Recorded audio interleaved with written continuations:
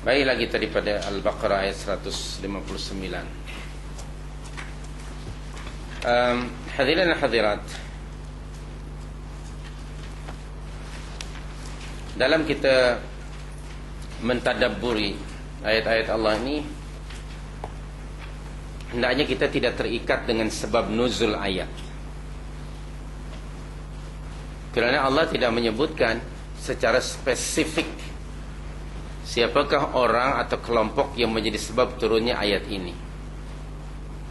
Selalu saya sebutkan perkataan para ulama tafsir, yaitu al-ibratu bi'umumil lafzi la bi khususis sabab. Pengajaran Al-Quran itu diambil dari keumuman ayat, bukan dari sebab khusus kepada siapa ayat itu turun.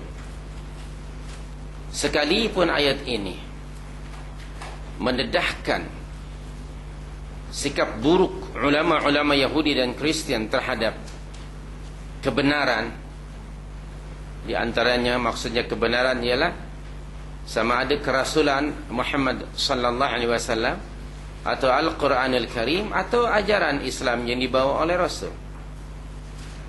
Sikap mereka terhadap kebenaran ini menunjukkan sikap inad.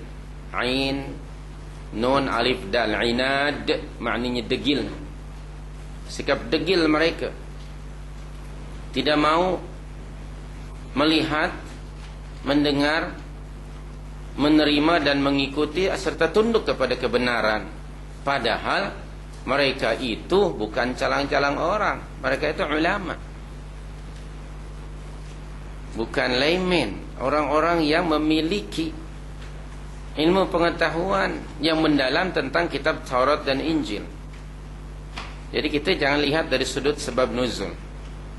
Kita perhatikan sekarang, sesungguhnya orang-orang yang menyembunyikan apa yang telah kami turunkan berupa keterangan-keterangan yang jelas dan petunjuk setelah kami menjelaskannya kepada manusia dalam Alkitab. Mari kita sekarang rujuklah Alkitab means di sini ialah bagi kita Al-Quran.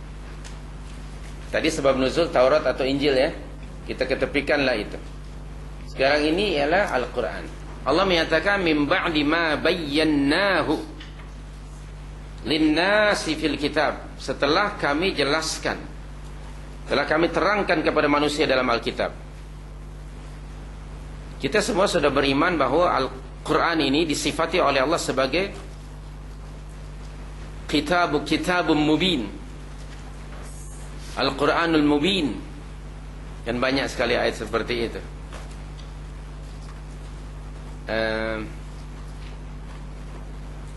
Dalam surah Yasin yang sudah hafal ayat 69 itu, apa bunyinya tentang Al-Quran itu? Lupa ya, baru berapa hari apa itu dibaca. Wa ma 'allamnahu asy-syi'ra wa ma yanbaghi lah. Kalau masuk gear barulah masuk ya. Masuklah baru. In huwa illa dzikrun wa qur'anum mubin. Wa qur'anum mubin. Kalimah mubin, Qur'anun mubinun. Mubin itu sifat kepada Quran. Quran disifati dengan kalimah mubin, maknanya yang menjelaskan atau menerangkan. Kalimah mubin juga ismul fa'il, kata benda yang menunjukkan pelaku yang melakukannya. Jadi Al-Quran itu sebuah kitab yang menjelaskan segala sesuatu. Mubin itu menjadikan sesuatu itu sangat jelas, sangat mudah. Ada bahasa Indonesia disebut sangat gamblang. Itu disebut bayan, gamblang itu. Maknanya jelas dan mudah. Tidak memerlukan kepada mengerahkan kekuatan intelek untuk memahami, tidak. Al-Quran itu kitabun mubin, kitab yang menjelaskan segala sesuatu. Dengan Al-Quran itu everything akan clear. Itu kalimah mubin. So tidak ada dalam Al-Quran sesuatu yang bersifat ghumud. Ghin, mim, waw, dha. Lawan jelas ialah ghumud. Apa maknanya? Samar-samar atau tidak jelas atau susah, tidak. Sebab memang Al-Quran disifati sebagai mubin kerana memang di dalam ayat yang disebut tibyanan likulli syai'in di dalam surah 16 ayat yang ke-89. Al-Quran itu diturunkan oleh Allah bagi menjelaskan segala sesuatu. Tibyanan likulli syai'in 1689 kan? Betul tak? Tengah-tengah ayat itu ada kalimat tibyanan likulli syai'in. Di situ hal keadaan Al-Quran, menjelaskan segala sesuatu. Nah, baik. Sekarang saya akan ulas balik. Al-Quran itu demikian sifatnya. Dia menjelaskan, menerangkan segala sesuatu yang diperlukan oleh manusia. Oleh itu dalam ayat yang lain Allah juga berfirman begini, walaqad yassarnal qur'ana lidzikri fahal min muddakir. Sungguh telah kami mudahkan Al-Quran ini untuk dipelajari. Kenapa tak ada orang yang mau belajar? Itu pertanyaan dari Allah Subhanahu wa taala. Walaqad yassarnal qur'ana lidzikri fahal min muddakir. Sungguh telah kami mudahkan Al-Quran ini untuk dipelajari. Kenapa tak ada orang yang mau belajar Al-Quran? Surah berapa tu? Tak ingat. Surah 54. Banyak tak ingat ni kenapa? Lepas cuti kan? Ayat 17, ayat 22. Ada 4 ayat di sini.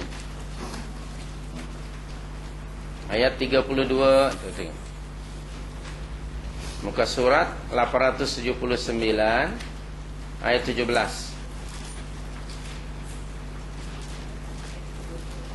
Betul tak? Walaqad yassarnal qur'ana lidzikri fahal min muddakir. Sudah jumpa ayat tu? Okey, tengok lagi ayat 22 tu. Sama juga bunyinya kan?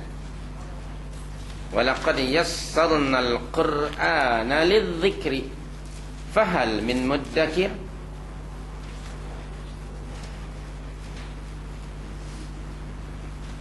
Ada lagi ayat 32, walaqad yassarnal qur'ana lidzikri fahal min muddakir. Lagi satu ayat 40, walaqad yassarnal qur'ana lidzikri fahal min muddakir. Subhanallah.